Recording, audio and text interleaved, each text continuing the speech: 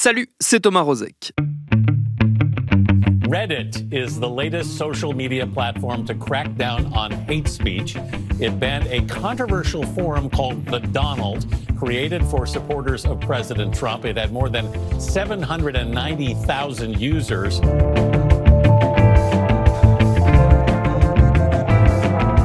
On n'est jamais trahi que par les siens. Cette maxime, vieille comme Jules César au moins, sied assez bien à l'un des aspects inattendus qui est en train de prendre la campagne de Donald Trump pour sa réélection. Lui qui avait tant été porté par de très actives communautés rassemblées sur le web, parfois au-delà des frontières américaines d'ailleurs, mais ça c'est un autre sujet.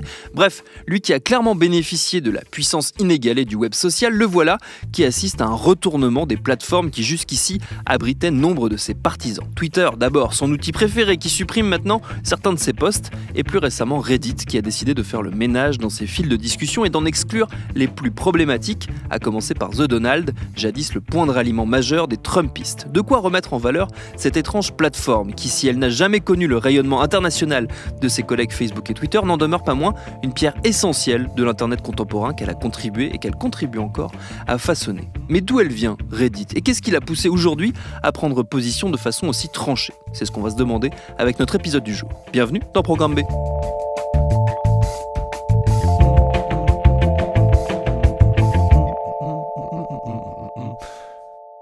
On l'a dit, Reddit n'a pas la même aura chez nous que d'autres plateformes sociales. On va donc reprendre les choses depuis le début et remonter le fil de son histoire grâce à ma consoeur Pauline Croquet, journaliste au sein de la rubrique Pixel du journal Le Monde, qui a accepté d'être notre guide aujourd'hui. Alors Reddit, c'est une plateforme qui a été créée en 2005 par deux étudiants de l'université de Virginie, donc Steve Huffman et Alexis Ohanian. Et l'année suivante, en fait, elle a été rachetée par Condé Nast, le groupe de presse américain qui détient notamment le New Yorker, Wired, le magazine, qui détient encore Vogue. Au début de l'aventure, il y a une autre personne qui a travaillé avec eux, qui est Aaron Swartz, qui est l'activiste militant défenseur de l'internet et notamment qui est des milieux libristes, donc voilà, qui est pour les logiciels libres, le partage, qui s'est suicidé en 2013. Donc voilà, on est plutôt une équipe un petit peu comme pour beaucoup de plateformes. Aux origines, on a plutôt un groupe de geeks un peu passionnés et qui a envie en fait voilà de faire une plateforme sociale, puisque Reddit est quand même assez particulière puisqu'on appelle ça un agrégateur de communautés. C'est aussi un agrégateur d'actualité sociale qui a la particularité encore aujourd'hui d'avoir un design assez simple encore, assez rudimentaire. C'est un petit peu même abscon pour les gens qui connaissent pas parce que quand on rentre dessus, ça, voilà, c'est assez basique. Ça a gardé son design très années 2000 en fait, si on se souvient des sites web de cette époque-là. Et donc ça fonctionne de façon assez particulière puisqu'en fait, donc on a Reddit, cette plateforme. À l'intérieur de Reddit, il existe des sous-communautés qu'on appelle des subreddits qui s'organisent par thème ou par affinité. Donc il y en a sur des actualités mondiales, il va y en avoir sur des fans de moto, il va y en avoir sur des fans de séries. Il y a aussi des groupes un peu plus politisés. Donc en fait tout ça, donc ça crée des subreddits et à l'intérieur de ces subreddits, n'importe quelle personne qui a créé un pseudonyme peut ouvrir ce qu'on appelle un thread, qui est un fil de discussion qui a été popularisé depuis sur Twitter aussi. Donc c'est ce fil de discussion, ce thread qui est ouvert à partir, on y partage un petit bout de texte, un lien, une vidéo, et à partir de là, les autres peuvent commenter, mais peuvent aussi quelque part noter ce post, puisqu'il y a un système de flèches, on peut upvoter ou downvoter en faisant remonter le post. En fait, les commentaires les plus populaires, ceux qui recueillent le plus de flèches qui vont vers le haut, sont remontés dans le fil. Les autres sont un petit peu noyés. Donc ça, c'est la particularité de Reddit sur son fonctionnement. Est-ce que tu dirais que c'est un espèce de mélange entre un réseau social et un forum à l'ancienne, comme on pouvait le connaître il y a plus d'une quinzaine d'années maintenant sur Internet ? Absolument. C'est souvent la définition qu'on lui donne. C'est vraiment ce mélange-là. Et effectivement, le terme agrégateur de communauté me plaît assez, dans le sens où vraiment Reddit rassemble des gens qui ont des centres d'intérêt communs dès le départ, en fait. C'est-à-dire qu'on on arrive sur la page du site et les threads les plus populaires ou les communautés les plus populaires apparaissent, sont surreprésentés, mais en fait on peut aller y chercher la communauté qui nous intéresse. Et donc à partir de là, donc on agrège sa communauté, donc il y a ce côté aussi réseau social qui s'affine aussi avec une certaine forme de popularité, mais derrière il y a aussi le forum où finalement d'une certaine façon assez démocratiquement chacun peut y poster quelque chose, qu'il soit connu ou pas connu. Normalement, on n'est pas connu sinon par son pseudonyme sur Reddit. Après, il y a des exceptions puisque des célébrités. Reddit s'est rendu populaire aussi avec un format d'interview collaborative qui s'appelle le AMA, Ask Me Anything, qui était rendu populaire notamment par Barack Obama, qui en 2012 arrive sur la plateforme, écrit « Salut, c'est Barack Obama, posez-moi les questions que vous voulez ». Ça d'ailleurs, c'est un jalon important de Reddit puisque il y a eu des milliers de commentaires, des dizaines de milliers de commentaires. Ça a créé même pas mal. Je crois que le trafic a été ralenti. Il y a eu des blocages parce que c'était assez inédit. Depuis, beaucoup de célébrités en ont fait également. Il y a Edward Snowden qui, en 2015, je crois aussi, avec Laura Poitras et Glenn Greenwald, ont également fait un Ask Me Anything. Donc c'est très populaire, mais en dehors de ça, n'importe qui a le droit de poster quelque chose et de le soumettre un petit peu à la fois au vote populaire, à la vindicte populaire aussi parfois, à la discussion, au débat. C'est ce mélange de très sérieux, voire de politique aussi, beaucoup de politique, et de très léger qu'on trouve ailleurs sur d'autres sites du web, d'autres parties du web, qui a fait sa particularité et peut-être même son succès ? Oui. En fait, Reddit est très connu pour son poids dans la culture web. Parce que même si on n'a jamais été sur Reddit, il faut quand même avoir conscience du fait qu'on a été influencé par Reddit. Reddit, sa punchline un peu de base, c'était the homepage of Internet, c'est-à-dire la page d'accueil d'Internet. Les créateurs prétendaient que si on allait sur Reddit, on avait une assez bonne idée de ce qui faisait le buzz sur Internet, voire même avant le buzz, c'est-à-dire que des journalistes de culture pop et autres se rendent sur ces sites pour aller piocher des idées. D'ailleurs, on l'a reproché à certains sites américains d'aller un peu trop se servir librement sur des classements Reddit. Donc, il y a vraiment ce côté de la culture de l'humour, énormément de mèmes Internet très anciens dès les débuts en fait de cette culture web sont nés sur Reddit. Donc finalement, certains mèmes qu'on peut utiliser finalement avec nos amis sur d'autres réseaux sociaux sont probablement nés sur Reddit. Donc il y a cette grande culture de l'humour, cette culture aussi d'aller rechercher des vidéos un peu improbables et des choses comme ça, mélangées avec une certaine culture politique. Effectivement, alors c'est compliqué parce que il y a une forme d'athéisme militant, c'est ce qu'écrivait mon collègue Damien Leloup dans Le Monde il y a quelques années. Donc énormément de gens qui sont très engagés, très militants, mais qui n'ont pas spécialement de bord politique. On va avoir des gens un peu libertariens, on va avoir énormément des communautés scientifiques, des communautés geeks, avec ce qu'elles comportent aussi de politique. Donc parfois les activistes, des gens qui ont pu militer contre certains projets de loi, des soutiens de Snowden, des soutiens de Julian Assange aussi. Donc il y a cette partie aussi qui s'est politisée. Et après, plus récemment, et notamment en 2016, on a vu aussi, alors elles existaient avant, mais on a vu émerger et prendre un certain poids des communautés politisées en faveur de Donald Trump. Il y a certains subreddits, donc certaines sous-communautés, qui ont clairement été un fer de lance de la campagne en ligne de Donald Trump, c'est avéré.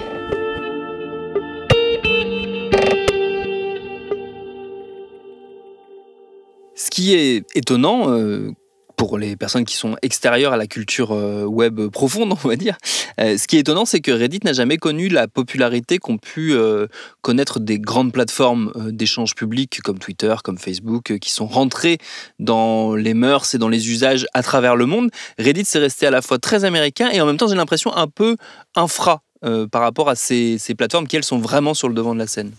Alors, c'est pas si infra que ça aux États-Unis, c'est vraiment ça, c'est partie prenante d'une culture et d'une certaine classe américaine, c'est très prisé. Alors, c'est compliqué de faire des profils en ligne, mais souvent les enquêtes sociologiques qui s'y sont essayées ont quand même plutôt repéré qu'on était sur un public assez jeune, plutôt masculin, plutôt classe moyenne, avec souvent un profil derrière scientifique, d'ingénieur, informatique. Enfin voilà, on a quand même ce profil-là.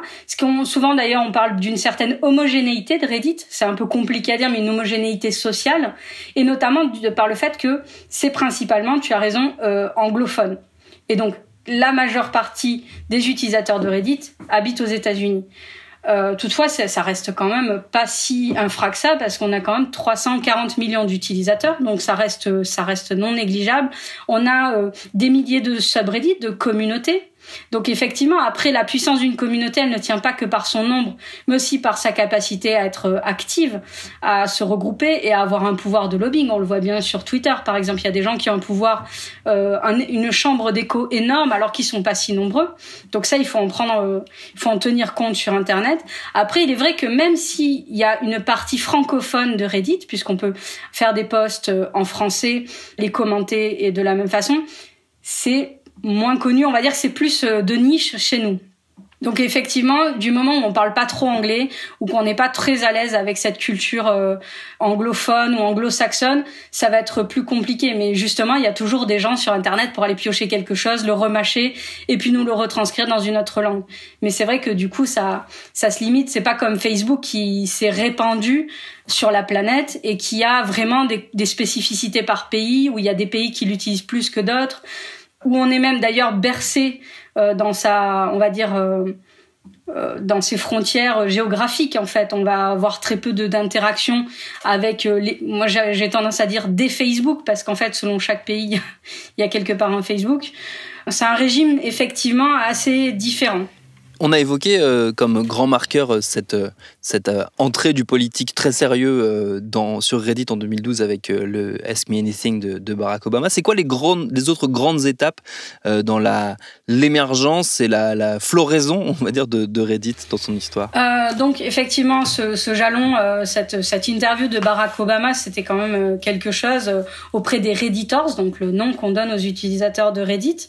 Après, les grands jalons, ils vont aussi surtout se situer en fait dans la modération de Reddit, où on passe vraiment d'une défense absolue de la liberté de parole à l'américaine, ce qu'on connaît et ce qu'ont défendu beaucoup de réseaux sociaux, à une modération de plus en plus resserrée. Déjà à l'aune des événements, mais aussi parce qu'on grandit avec Internet, on se rend bien compte que il y a des gens qui souffrent parfois des discussions, des débats qui sont cibles de propos haineux et de discours toxiques. Et donc tous ces gens-là qui étaient un peu laissés sur la touche en fait par la modération, mais aussi parce que les fondateurs de sites ou de réseaux sociaux ne sont pas concernés par ce type de sujet, avaient peut-être tendance à les minorer. En fait, ces grands créateurs, ces fondateurs, Steve Huffman, Alexis Ohanian, ils ont vieilli, ils ont grandi, ils ont fondé des familles et se rendent compte que l'outil qui était un petit peu innocent, qui était divertissant, en fait, a des vraies conséquences, en fait. Aux alentours de 2014, on s'est rendu compte qu'il y avait des subreddits qui étaient consacrés à la divulgation de photos de jeunes filles très dénudées, très problématiques. Un an plus tard, un autre subreddit est consacré à la divulgation de photos intimes qui ont été volées de célébrités. Donc là, à partir de là, il y a eu des changements à la direction de Reddit. Est entrée comme PDG une femme qui s'appelle Ellen Pao, une ancienne juriste et une entrepreneuse de la Silicon Valley, donc qui est devenue PDG par intérim. Et cette femme, qui était déjà très engagée, qui est assez militante sur les questions de racisme, de haine, de sexisme, a tenté en fait de mettre en place des mesures de modération plus sévères, notamment pour bannir des communautés qui ouvriraient des chaînes un peu toxiques, qui tiendraient des propos compliqués, notamment au regard de ces contenus sexualisés à l'insu, encore une fois, des personnes en fait qui sont exposées sur ces photos. Donc Ellen Pao, elle a fait bannir, si je me souviens bien, plusieurs subreddits. Donc ça, c'était inédit en fait. Reddit ferme des subreddits.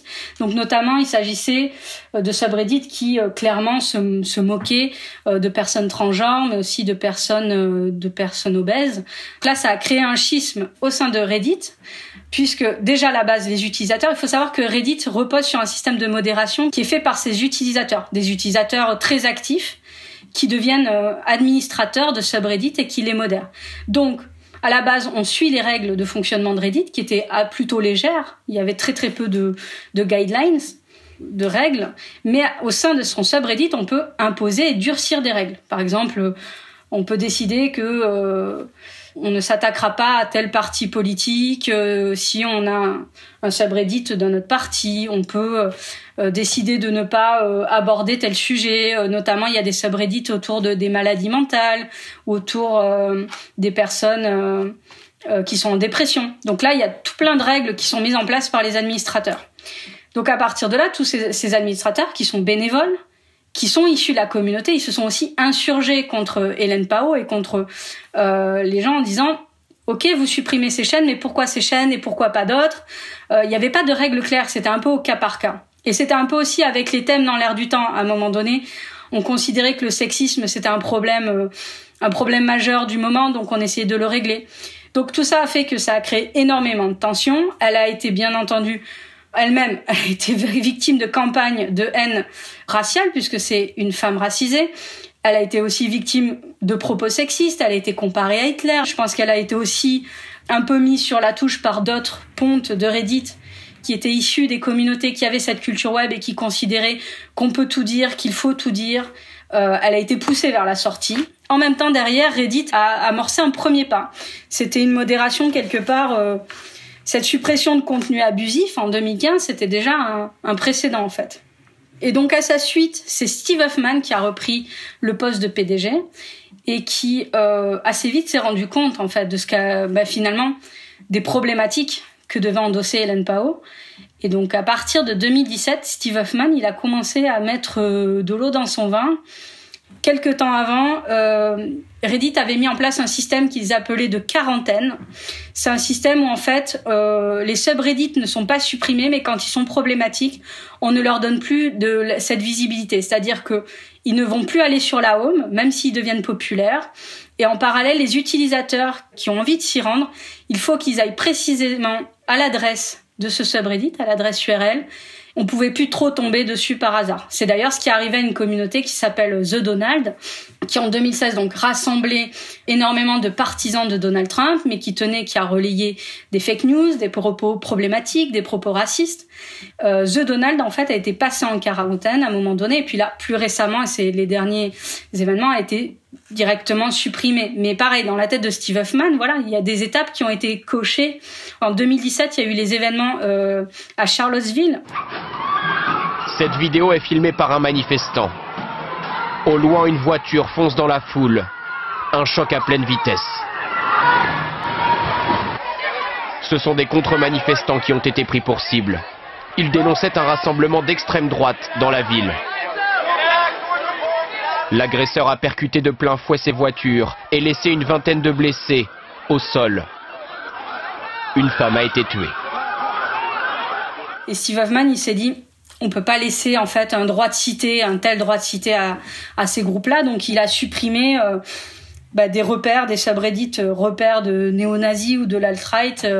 Donc ça, c'était en 2017, c'est déjà un premier pas. Et plus récemment, donc là, on a le Black Lives Matter. Il s'est passé plusieurs choses au sein de Reddit qui sont tout à fait intéressantes. Donc déjà, Ellen Pao, qui a continué, même en partant de Reddit, à militer pour des réseaux sociaux plus modérés, qui ne sont pas des zones de non-droit où on peut tout dire, où on peut s'en prendre à tout le monde, a adressé de temps en temps des mots à Reddit en disant il faut que vous fassiez quelque chose, vous pouvez pas héberger ces gens-là, c'est lourd de conséquences, notamment envers le subreddit The Donald. Vous avez joué quelque part votre rôle dans la campagne américaine, faites quelque chose. En plein Black Lives Matter, il y a eu deux choses. Donc une première chose, c'est que Alexis Ohanian, on va faire 2 minutes people. Alexis Ohanian, il s'est marié avec Serena Williams, qui est une grande sportive, mais aussi une militante. C'est quelqu'un qui prend énormément la parole sur les questions de racisme et sur les questions de sexisme. Donc, je pense que Alexis Ohanian, du coup, il a fait aussi son chemin. Il s'est construit politiquement sur ces questions-là. Ils ont une petite fille aussi. Donc, au regard de ça, en fait, avec les récents événements du Black Lives Matter, Alexis Ohanian, il a dit je vais démissionner et j'aimerais que quelqu'un qu'à Reddit, ce soit une personne noire qui prenne ma place. Et j'y tiens. Parce qu'en fait, je n'ai pas envie que dans quelques années, ma fille me demande « Et toi, qu'est-ce que tu as fait ?» Voilà. Donc moi, en tant que blanc, je peux faire quelque chose. Et voici ce que je fais. Donc voilà, il est parti et avec ce propos qui est relativement fort. Et la deuxième chose, c'est que quelques temps après, alors là c'est vraiment inédit, c'est la première fois, donc Reddit a décidé de supprimer 2000 subreddits qui tenaient des discours haineux, qui tenaient des discours problématiques, dont The Donald. Alors, dans les faits, The Donald, surtout depuis sa quarantaine, était beaucoup moins utilisé qu'avant, avait perdu sa superbe, les militants sont partis ailleurs. On est d'accord. Mais symboliquement, autant de chaînes. En 2015, on parlait de 4-5 chaînes. Là, autant de chaînes d'un coup, avec un propos très fort de Steve Huffman qui dit voilà, on peut plus cautionner ça, c'est quand même... là, on est vraiment en 10 ans, un peu plus de 10 ans même, on est vraiment sur une traversée du discours qui est très différente, quoi. C'est le discours d'une génération où finalement on arrive sur Internet, tout est fou, tout est beau, on peut partager plein de trucs, c'est la liberté, on se connecte à plein de gens, ça a énormément d'avantages et petit à petit on voit les effets désastreux que ça peut avoir sur des gens, fragilisés ou pas d'ailleurs, mais on voit très bien l'influence qu'ont eu les réseaux sociaux sur des discours politiques, sur des campagnes politiques, comment elles ont servi à certains États pour s'ingérer dans des affaires étrangères. Ça, enfin, je veux dire, c'est plus à prouver. Donc finalement, et effectivement, Reddit, là où ça pouvait encore prêter à sourire, parce qu'on avait l'impression que c'était, on va dire, une ferme à lolcat et à personne, enfin voilà, et à vidéo un peu en mode vidéo gag. Derrière, ça fédère une communauté, ça fédère une tranche de la population qui peut-être parfois était pas toujours touchée par les discours politiques. Il y a un vivier, c'est des gens peut-être qu'on n'arrivait pas toujours à raccrocher, et parfois sous des dehors un petit peu anodins, rigolos et tout ça, derrière, en fait, c'est pas pour rien que même de l'autre côté, dans des manifestations Black Lives Matter ou dans d'autres types de manifestations, on arbore des symboles de pop culture et de culture web. Car, et c'est une des leçons de la dernière décennie passée sur le web, l'internet, c'est la vraie vie, et le dialogue entre nos vies numériques et nos vies concrètes ne va a priori aller qu'en s'intensifiant, autant de raisons d'être très attentif aux évolutions des unes comme des autres. Merci à Pauline Croquet pour ses réponses. Programme B, c'est un podcast de Binge Audio préparé par Laurent Bess, réalisé par Mathieu Thévenon. Abonnez-vous sur votre appli de podcast préféré pour ne manquer aucun de nos épisodes. Facebook, Twitter, Instagram pour nous parler. Continuez de bien vous laver les mains, de respecter les gestes barrières et de ne pas oublier le personnel soignant. Et à demain pour un nouvel épisode.